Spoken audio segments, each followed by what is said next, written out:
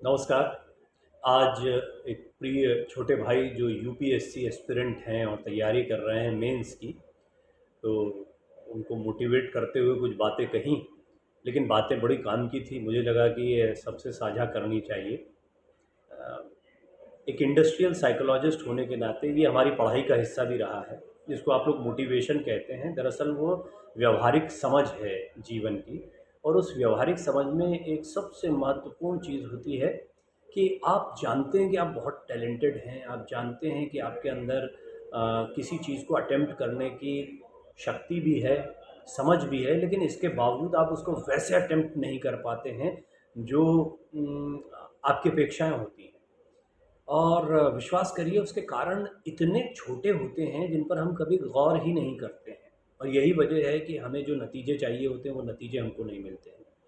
उदाहरण के लिए, जो अपेक्षाएं होती, जैसे हमारे यहाँ कर्मण्यवादी कारस्ते सब लोग बोलते रहते हैं, कर्म किए जाओ, फल की इच्छा मत करो, जैसी बहुत बातें बोलते हैं। हालांकि इसके सही सही मायने ये हैं कि हम जब भी कोई काम करने जाते हैं उसमें अगर बहुत ज़्यादा उसके आउटकम के बारे में या उसके नतीजे अपेक्षित होंगे नहीं होंगे के बारे में सोचते हैं तो बहुत बड़ा एनर्जी का लीकेज होता है। जब मैं बात कर रहा था तो लाइफ में आगे क्या होगा क्या नहीं होगा जैसी बहुत सारी चिंताएं, अगर ऐसा नहीं होगा तो क्या होगा, ये भी एक चिंता का विषय लोगों के साथ में आता है। तो हम मैंने कहा आप किसी का भी करियर उठा के देखिए, आपसे भी कहता हूँ आप किसी का करियर उठा के देखिए, आपको ज़्यादातर एक्सीडेंटल मिलेंगे। यानी कोई कुछ करना चाहता था और अचानक से कोई कुछ और कर रहा है। मैंने कभी नहीं सोचा था कि मैं मीडिया में होऊँगा और मीडिया में काम करूँगा। 25 साल गुज़र गए मेरे और मीडिया में अच्छा काम करने का मौका मिला मुझे, मिल रहा है अभी भी। और जर्नलिज़्म से दूर-दूर तक कोई लेना-देना किसी का नहीं रहा मेरे इर्द-गिर्द। एक्सीडेंटल, ये सिर्फ़ मेरी कहानी नहीं, मैंने जितने लोगों को देखा, किसी भी फ़ील्ड में देखा कि एक ऐसा टाइम आता है आपकी लाइफ़ में जब आपको एक टर्न मिलता है, और उस टर्न के समय पर आपको समझ में आता है लर्निंग, अर्निंग और आपकी जो रियल लाइफ़ है या फैमिली है, इन आपकी जो डिपेंडेंट आपके ऊपर हैं या आप जिन पर डिपेंडेंट हैं ऐसे लोग। तो ये 3 ही इम्पोर्टेंट चीज़ें हैं। लर्निंग कभी लाइफ़ में रुकनी नहीं चाहिए। आप चाहे पढ़ाई करें या कुछ करें, मैंने काम करते-करते अभी मास्टर्स किया साइकोलॉजी में, इंडस्ट्रियल साइकोलॉजी में। बार-बार कहता हूँ, मैं पढ़ना चाहता था कि बोलना, अगर बोल रहे हैं, सिर्फ़ मोटिवेट कर रहे हैं, तो वो झोला छाप कहलाएँगे अगर आपको उसका विज्ञान नहीं पता है। इंडस्ट्रियल साइकोलॉजी मैंने पढ़ा उसको, मैं और आगे पढ़ना चाहता हूँ, पढ़ूँगा। और हालाँकि मैं उतना नहीं कर पा रहा हूँ, मैं ये भी बता दूँ, जैसे मैं एआई पर बहुत कुछ करना चाहता हूँ। ये है आपकी लर्निंग का हिस्सा। और कुछ नई टेक्नोलॉजीज़ को या जिस क्षेत्र में मैं काम करता हूँ, उस क्षेत्र को और समझने के लिहाज़ से मैं कुछ करूँ। ख़ैर, इन सब के बीच में एक बड़ी अहम बात ये आती है कि अर्निंग हमारे ऊपर हमेशा से एक इतना दबाव बनाती है और ऐसा घेर लेती है, जो कि सारी आपकी लर्निंग, फैमिली सब पर भारी पड़ती है। यानी आप अपना जो पैसा कमा रहे हैं, कितना कमाएँगे, और एक तो ज़्यादा कमाना। ठीक है, कमाने के बारे में सोचना चाहिए, पैसा बनाना चाहिए, क्योंकि सफलता का एक मानक होता है, लोग उसी दृष्टिकोण से देखते हैं। आपने लाइफ़ में कुछ किया, नहीं किया, आपने कितना पैसा कमाया से आपको नापा-तौला जाता है। और नापा-तौला जाना भी चाहिए, क्योंकि मेरा ऐसा मानना है जो भी लोग अपने करियर में कुछ अच्छा करते हैं, वो सारे के सारे लोग प्रसिद्धि, प्रतिष्ठा, धन सब कुछ अर्जित करते हैं, और बड़ी सहजता से उनके पास आता है, उसके लिए प्रयास नहीं करते। लेकिन जो लोग बहुत प्रयास करते हैं, जो इसी चीज़ को यानी अर्निंग पर ही सारा फ़ोकस कर लेते हैं, वो हमेशा एक चिंता में रहते हैं। करते तो हैं वो अर्निंग, लेकिन हमेशा परेशान रहते हैं, और हमेशा इस चिंता में रहते हैं कि अगर ये पैसा नहीं आया है तो मैं कैसे काम करूँगा, मुझे पैसे के लिए ही काम करना है, मुझे और पैसा चाहिए, जैसी चिंताओं में घिर जाते हैं। और विश्वास करिए वो एवरेज अर्निंग ही पूरे लाइफ लॉन्ग कर पाते हैं। लर्निंग पर अगर कोई फ़ोकस करे, यानी अपने आप को अपग्रेड करे, वो चाहे हेल्थ संबंधी क्यों ना हो, क्योंकि अल्टीमेटली आपके पास सबसे बड़ी पूँजी, सबसे बड़ा इन्वेस्टमेंट एक ही है, वो है आपका अपना शरीर। और शरीर में मैं मस्तिष्क को शामिल कर लेता हूँ, यानी बुद्धि और आपका जो शरीर है, ये 2 बहुत महत्वपूर्ण चीज़ें हैं। ये दोनों चीज़ें हैं, तब जो तीसरा इम्पोर्टेंट एस्पेक्ट है, जो असली पैसा है, वो है आपका टाइम, समय, जो बहुत तेज़ी से गुज़र रहा है। हर उम्र के हर साल के साथ गुज़र रहा है, और आपको पता ही नहीं लगता है कि कैसे दिन गुज़र रहे हैं, हफ़्ते गुज़र रहे हैं। कई लोग तो गुज़ार रहे हैं, काट रहे हैं ज़िंदगी। ज़िंदगी काटने के लिए नहीं है, दरअसल ये इन्वेस्टमेंट ऐसा इन्वेस्टमेंट है, जो किसी भी बड़े से बड़े अमीर आदमी को मिला और आपको मिला वो बराबर है, और इसकी वैल्यू भी बराबर है। बस कैसे आप उसको यूटिलाइज़ कर रहे हैं। तो लर्निंग, अर्निंग और ये जो आपके टाइम का मैनेजमेंट है, ये अगर आपने सुधार लिया, तो आप अपनी फैमिली, जो तीसरा बड़ा फैक्टर मैं कह रहा था, उस पर फैमिली का मतलब होता है डिपेंडेंट। इट्स नॉट जस्ट कि आपके बच्चे, बीवी, माँ-बाप के बारे में आप सोच रहे हैं। अगर आप एक्सटेंडेड फैमिली में बिलीव करते हैं, जैसे कि किसी कंपनी में बिलीव करते हैं कि वो आपका परिवार है, किसी संस्थान को चलाते हैं, आपकी एक बड़ी टीम है, उसको आप अपनी फैमिली मानते हैं, तो एक्सटेंडेड वर्जन भी फैमिली के होते हैं। ओवरऑल आपको जो आप पर जो डिपेंडेंट हैं, आपको जो लीडर मानते हैं और जो आपसे अपेक्षाएँ रखते हैं, उनकी अपेक्षाओं को पूरा करने का सामर्थ्य, इसको फैमिली की परिभाषा में रखिए। मोस्ट ऑफ द पीपल, ज़्यादातर लोग जो हैं, वो उसी फैमिली को ही नर्चर करने में या उसी की बंदोबस्त करने में लगे रहते हैं, जो इमीडिएट फैमिली होती है। इन्हें हमारे बच्चे सबसे पहले, और बच्चों के लिए बिल्कुल हाड़-तोड़ मेहनत, उनकी पढ़ाई के लिए, करियर बन जाए, हायर एजुकेशन में चले जाएँ, जैसे में ज़िंदगी पूरी तमाम होती है। होना भी चाहिए, करना ज़रूरी है, लेकिन लोग वो भी होते हैं जो इस ज़िम्मेदारी को तो बड़ी सहजता से पूरा करते हैं। दूसरा, एक्सटेंडेड फैमिली को देखिए, जितना बड़ा आप सोचेंगे, अगर आप ज़्यादा लोगों की चिंता कर रहे हैं, तो कम लोगों की चिंता अपने आप पूरी कर देंगे आप। आप ज़्यादा बड़े गोल्स के बारे में सोच रहे हैं, तो छोटा-मोटा तो यूँ ही पूरा कर लेंगे। आप पहाड़ चढ़ने की सोच रहे हैं, तो आप टीला तो यूँ ही चढ़ लेंगे। तो ये टास्क की बात है। ये भी बात सही है कि हम में से ज़्यादातर लोग जितना देख पाते हैं, सीख पाते हैं, उतने में अपने सामर्थ्य को बाँध के रखते हैं। हमको लगता है इससे ज़्यादा क्या कर पाएँगे?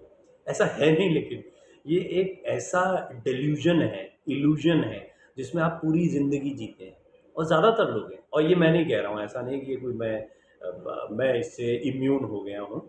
ये एक्चुअली साइकोलॉजी में जब आप इसको थोड़ा डीप स्टडी करेंगे, तो आपको समझ में आएगा कि अलग-अलग फ़ेजेज़ जो लाइफ़ के होते हैं, जैसे एरिक एरिक्सन ने बड़ी अच्छी थ्योरी दी है, और उन्होंने अलग-अलग फ़ेजेज़ में बताया है, और उन्होंने वर्सेस वर्सेस करके ऐसे बताया है कि कैसे आप जनरेटिविटी वर्सेस डिस्पेयर, जो लास्ट स्टेज बताई है उनकी, कि आप कुछ मतलब प्रोडक्टिव हो जाते हैं बहुत, कुछ आप बहुत संतुष्ट हो जाते हैं, अहम को शांति मिलती कि हाँ, मैं वो कर पाया जो मैं करना चाहता था, अदरवाइज़ आप निराशा में जाते। तो ये निराशा जो है ना, बहुत लोगों को बहुत जल्दी आ जाती है, जबकि उन्होंने बहुत ही अंतिम स्टेज इसको बताया है लाइफ़ की। ख़ैर, उसको पढ़िएगा आप, मैं सजेस्ट करूँगा, उस पर कभी और वीडियो बनाऊँगा मैं। लेकिन कुल मिलाकर कहने की बात ये है कि हमें इन चीज़ों पर फ़ोकस करना चाहिए। चिंता हमारा बहुत सारा समय ले लेती है। हम जो अप्राप्त या हमारे कंट्रोल में जो चीज़ें नहीं हैं, उनके बारे में बहुत ज़्यादा ओवरथिंकिंग कर रहे हैं, और आप कनेक्ट कर रहे होंगे इससे। आपके दिमाग में आ रहा होगा कि अरे क्या करें, क्या करें? होता तो है, क्या करें? क्यों कर रहे हैं पर फ़ोकस करना है। यानी कि मैं शराब पी रहा हूँ, मैं शराब पी रहा हूँ, मैं क्या करूँ? मैं छोड़ना चाहता हूँ, मैं छोड़ना चाहता हूँ। मैं सिगरेट पीता हूँ, मैं छोड़ना चाहता हूँ, मैं छोड़ ये ऐसी बातें बोलने वाले लोग बिल्कुल ठीक वैसे ही हैं, जैसा आपके मन में विचार आएगा। भाई, छोड़ोगे तो छूटेगा, नहीं छोड़ोगे तो उसके नुकसान होंगे। आप लत में फँसे हो, आप लत से निकल जाओ। बहुत सारे उदाहरण हैं जो लोग निकले। इतना ही आसान है या मुश्किल, जैसे भी आपको समझना हो, इतना ही मुश्किल या आसान होता है लाइफ़ में अपनी सोच का दायरा बड़ा करना, या अपनी लिमिटेशन के पार सोचना, और आप वो कर सकते हो। और मैं जब अपने छोटे भाई को बता रहा था, जिनसे मैंने ये बातचीत की शुरुआत की, उन्होंने कई अटेम्प्ट किए, कई बार निराशा हुई, तो मैंने उनको कुछ और चीज़ें बताई, जैसे कि आप लाइफ में कुछ और पैरेलल अटेम्प्ट्स को भी करते चलो। यानी लाइफ में फ़ोकस्ड होना बड़ी अच्छी बात है, पूरी ताकत लगा देनी चाहिए। पर कुछ लोग होते हैं कि जो कई बार, और ज़्यादातर लोग, मैंने यूपीएससी या किसी एग्ज़ाम के अटेम्प्ट देने वाले लोगों को देखा है कि वो एक चीज़ में उलझ कर रह जाते हैं। उनको लगता है कि लाइफ में अब कोई दूसरी चीज़ नहीं करनी है।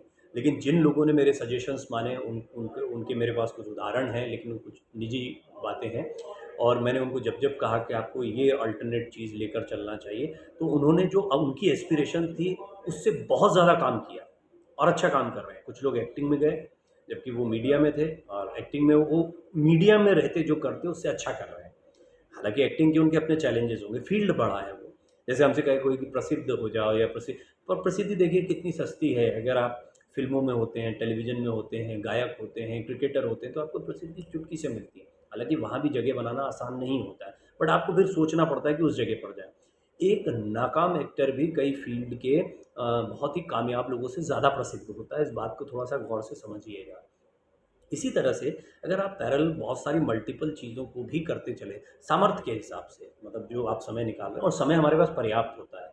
जो आप मोबाइल पे समय देते हैं, आप झगड़े में, चकल्लस में समय देते हैं, जिस टाइम पास को आप उसको भी मैनेज करें। मनोरंजन ज़रूरी है लाइफ में, लेकिन मनोरंजन से इतर कई चीज़ों को अगर आप मैनेज कर लेते हो, आपके पास पर्याप्त समय होता है, जब आप लाइफ में इन अतिरिक्त चीज़ों को भी समय दे सकते हैं। और विश्वास करिए, जैसे ही आप इन चीज़ों पर ध्यान देते हैं, आप अपनी लाइफ में नए स्पेक्ट्रम को पाते हैं, आप नई संभावनाओं को पाते हैं। और जिस एक्सीडेंटल करियर की मैं बात कर रहा था, ये करियर जो होता है ना, ये कुछ नहीं होता। करियर क्या होता है, कभी सोचिएगा कि हमने इसमें करियर बनाया, हम उसमें करियर बनाएँगे।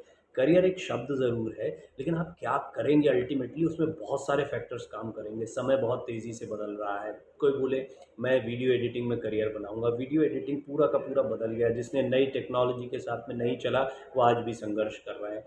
मैं वॉइस ओवर आर्टिस्ट के तौर पर अपना करियर बनाऊँगा, बनाते हैं बहुत अच्छे लोग हैं, मुझे भी बड़ा पसंद है ये करियर। लेकिन आप देखिए कि आज एआई ने जो है उसको ओवर पार किया है।